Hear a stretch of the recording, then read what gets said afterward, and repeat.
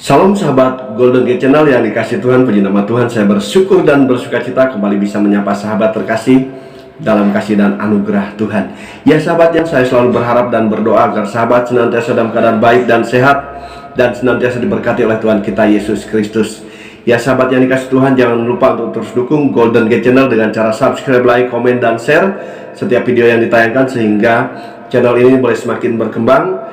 Banyak orang yang boleh diberkati melalui setiap tayangan video kami, dan nama Tuhan boleh dipermuliakan. Nah sahabat yang dikasih Tuhan, selama ini kita membahas mengenai okultisme ya, dan menyuguhkan tayangan-tayangan mengenai dunia roh, dunia kegelapan, dan sihir ya, gendam dan lain sebagainya. Nah sahabat yang dikasih Tuhan, sesungguhnya apa itu okultisme sahabat yang dikasih Tuhan? Nah, hari ini ya saya spesial akan membahas mengenai okultisme ya, mengenai dunia okultisme. Nah sahabat yang kasih Tuhan, okultisme berasal dari kata okultus ya, yaitu dari bahasa Latin ya, yang tersembunyi, kemudian rahasia, gaib, mistis, gelap, atau kegelapan ya. Dengan demikian okultisme dapat diartikan sebagai paham yang menganut dan mempraktekkan kuasa dan kekuatan dari dunia kegelapan atau dunia roh-roh jahat.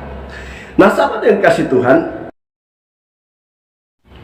okultisme ya secara garis besar dapat dibagi yaitu menjadi dua bagian. Nah, sahabat yang kasih Tuhan ya, yaitu ada okultisme tipe lunak, nah yang di dalamnya termasuk tahayul, kemudian ramalan seperti astrologi, palmistry, spiritisme, astromantik, dan lain-lain.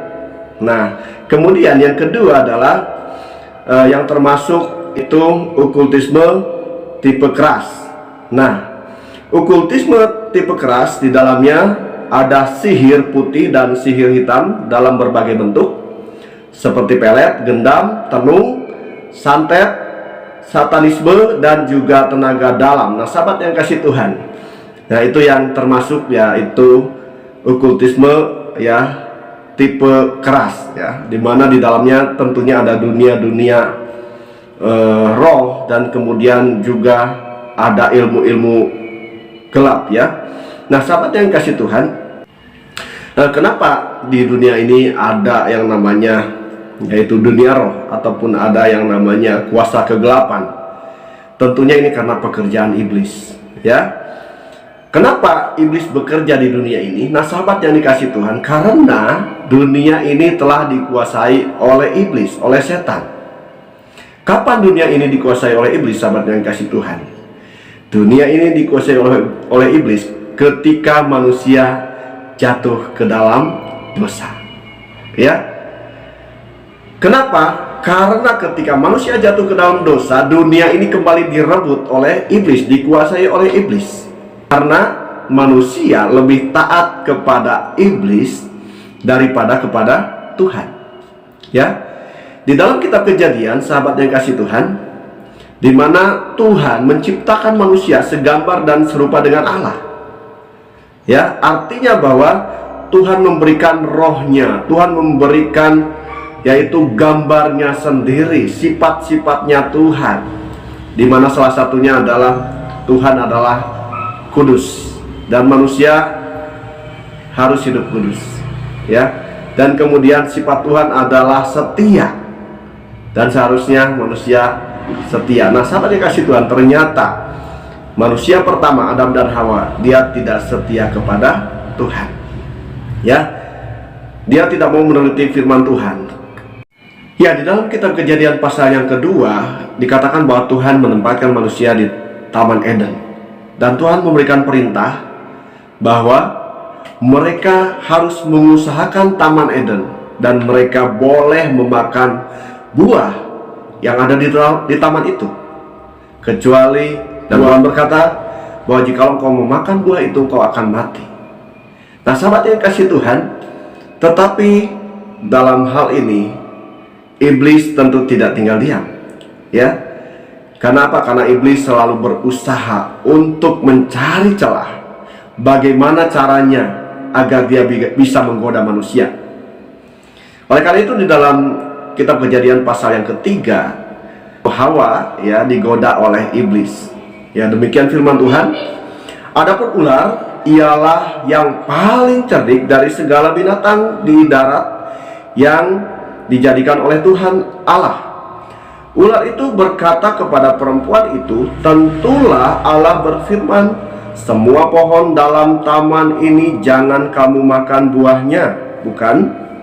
Lalu sahut perempuan itu kepada ular itu, "Buah pohon-pohon dalam taman ini boleh kami makan, tetapi tentang buah pohon yang ada di tengah-tengah taman, Allah berfirman, janganlah kamu makan ataupun raba buah itu,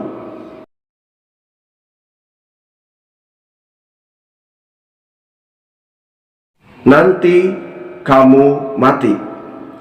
Tetapi ular itu berkata kepada perempuan itu, "Sekali-kali kamu tidak akan mati, tetapi Allah mengetahui bahwa pada waktu kamu memakannya, matamu akan terbuka dan kamu akan menjadi seperti Allah, tahu tentang yang baik dan yang jahat."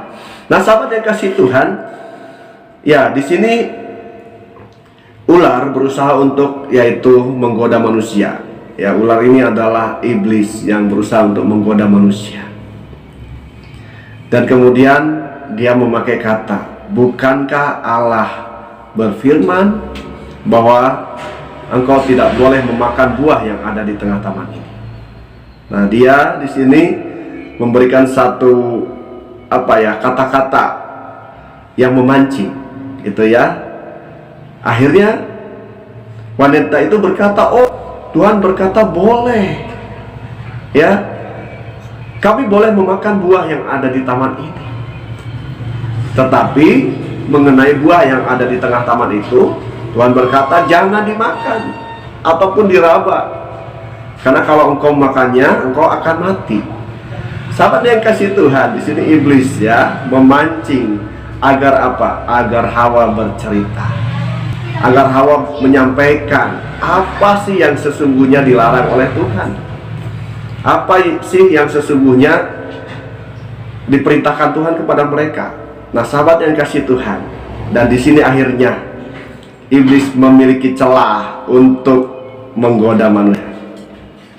Dan dia berkata, "Oh, sesungguhnya Allah tahu jikalau engkau memakan buah itu, matamu akan terbuka dan engkau akan tahu yang baik dan yang jahat, dan sesungguhnya engkau akan seperti Allah."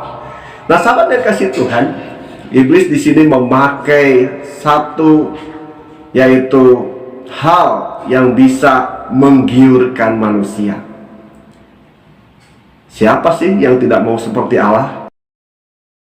Ya, di sini Hawa mulai berpikir, ya, kalau dia seperti Allah, bahwa betapa luar biasanya. Nah, di sini kenapa iblis memakai cara ini untuk menggoda manusia dengan mengatakan, jikalau engkau memakan buah itu, engkau akan seperti Allah. Sahabat yang kasih Tuhan, iblis adalah malaikat yang dilemparkan oleh Tuhan ke bumi, ya, oleh karena kesombongannya, oleh karena ia ingin menyamai Allah. Sahabat yang kasih Tuhan, dia adalah Lucifer, dia adalah malaikat pemuji, ya, bahkan dia adalah pemimpin daripada malaikat-malaikat untuk melayani Tuhan dalam hal pujian. Nah, sahabat yang kasih Tuhan, di sini iblis menularkan ambisinya kepada manusia. Ambisinya untuk menyamai Allah, dia coba sampaikan kepada manusia, sehingga manusia yaitu Hawa tergoda, dan akhirnya dia memakan buah itu. Dan setelah memakan buah itu, dia memberikan kepada suaminya, dan setelah itu mereka jatuh ke dalam dosa. Kenapa? Karena mereka tidak taat. Akhirnya mereka terpisah daripada Allah, dan kemudian mereka diusir dari Taman Eden, sehingga mereka tidak lagi berkuasa atas dunia ini, atas bumi ini. Padahal sebelumnya Tuhan memberikan mandat, engkau akan berkuasa atas seluruh ciptaan, atas seluruh ciptaan Tuhan, atas burung-burung di udara, atas ikan-ikan di laut, dan atas tumbuhan dan atas semuanya. Tetapi kuasa itu dia gadekan, mereka gadekan dengan apa? Dengan buah yang ada di tengah taman itu, sehingga kuasa itu direbut dan kemudian untuk menguasai bumi ini diambil alih oleh iblis. Sahabat yang kasih Tuhan, dari mulai situ sahabat yang kasih Tuhan, iblis terus gencar berusaha untuk menggoda manusia dengan berbagai macam cara, ya. Salah satunya adalah dengan dunia okultisme, dengan kepercayaan-kepercayaan, dengan yaitu pekerjaan-pekerjaan roh, ya, dengan ilmu-ilmu santet, dengan ilmu-ilmu gaib. Nah, sekarang pertanyaannya, kenapa manusia masih percaya okultisme? Sahabat yang kasih Tuhan, hal ini dikarenakan pertolongan melalui okultisme sering sekali mendatangkan kesembuhan dan sukses dalam hidup seseorang. Ya, perlu kita ketahui bahwa iblis dapat membuat kaya seseorang. Masalah dikasih Tuhan, betulkah iblis bisa membuat kaya? Ya, sesungguhnya ini hanya sekedar tipu daya iblis, ya. Kenapa? Karena di video-video sebelumnya, ya, kita sudah melihat melalui pembahasan hambanya penulis Tony bahwa iblis bukan pencipta. Ya, iblis tidak bisa memberikan kekayaan, tetapi iblis bisa memindahkan rezeki. Ya, kalau hari ini orang tuanya datang ke dukun dan kemudian meminta kekayaan, ya, iblis akan memberikan. Tetapi kekayaan itu diambil dari rezeki anak cucunya, sehingga apa? Orang tuanya hari ini kaya, tetapi ingat, anak cucunya akan kena kutukan, ya, sehingga apapun yang dikerjakannya, apapun yang dilakukannya akan gagal total. Nah, sampai kasih Tuhan, ya, kita perlu sadar bahwa sesungguhnya, ya, setan bukanlah penguasa, ya, setan bukan pencipta. Tuhan adalah pencipta. Setan hanya menipu. Karena itu sahabat yang kasih Tuhan, ya, setelah kita tahu tentang dunia okultisme, jangan lagi bermain-main dengan okultisme. Jangan lagi bermain-main dengan kuasa setan. Jangan lagi bermain-main dengan yaitu kuasa-kuasa iblis. Dengan apa? Dengan mencari pesugihan, dengan mencari kekayaan melalui jalan pintas, dengan mencari ilmu-ilmu kebal, dengan mencari apa? Mencari cara untuk apa? Untuk menyerang orang lain dengan ilmu hitam. Sahabat yang kasih Tuhan, kita harus hidup di dalam kebenaran. Karena kita diciptakan oleh Tuhan, seharusnya kita tunduk kepada Tuhan, bukan tunduk kepada iblis.